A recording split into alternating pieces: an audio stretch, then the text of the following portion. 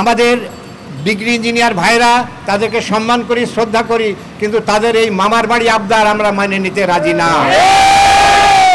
তারা কি বলেন যে ডিপ্লোমা ইঞ্জিনিয়াররা নামের আগে ইঞ্জিনিয়ার বলতে পারবে না। আপনি 16 বছর লেখাপড়া করেন, 16 বছর স্কুলিং, আর আমরা 14 বছর স্কুলিং, আমরা সরকারি আদেশ আছে আমাদেরকে ইঞ্জিনিয়ার বলার, আপনি বলতে দেবেন না, এটা হতে পারে না। যদি আমরা বলতে না পারি, আপনাদেরকেও বলতে দেব না ইনশাআল্লাহ। আর কারিগরি ছাত্র পরিষদ এর যে আন্দোলন, সেই আন্দোলনের সঙ্গে আমরা ইতিপূর্বে একাত্মতা ঘোষণা করেছি, তার জন্য কাজ করছি, ইনশাল্লাহ একটা পর্যায়ে গিয়েছে। অবিলম্বে আপনাদের মাধ্যমে, সাংবাদিক ভাইদের মাধ্যমে বলতে চাই, সরকার অবিলম্বে তাদের দাবি পূর্ণাঙ্গভাবে মেনে নেক এবং তাদেরকে তাদের কলেজে ফিরে যাওয়ার জন্য ব্যবস্থা করুক, এইটা আহ্বান জানাই। এবং ওই যে ডিগ্রি ইঞ্জিনিয়ার এবং বিভিন্ন বিশ্ববিদ্যালয়ের ছাত্ররা তাদের যে আবদার করেছেন 3 দফা দাবি, অবিলম্বে সেটা বাতিল করার জন্য দাবি জানাচ্ছি। নইলে diploma engineer, institution of diploma engineer সেটাকে বাতিল করার প্রয়োজনীয় ব্যবস্থা নেবে ইনশাআল্লাহ।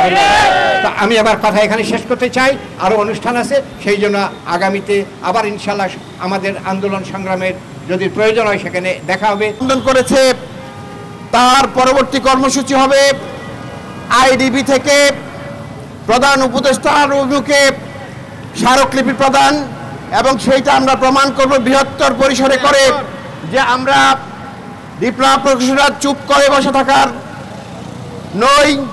আপনারা যদি লাল পতাকা দেখান, আমরা লাল পতাকা দেখাবো। আপনারা যদি সাদা পতাকা দেখান, আমরা সাদা পতাকা দেখাবো। সুতরাং দেশের 8 লক্ষ ডিপ্লোমা প্রকৌশলী এবং 4 লক্ষ ছাত্র প্রকৌশলী কোনোদিনও ঘরে চুপ করে বসে থাকবে না।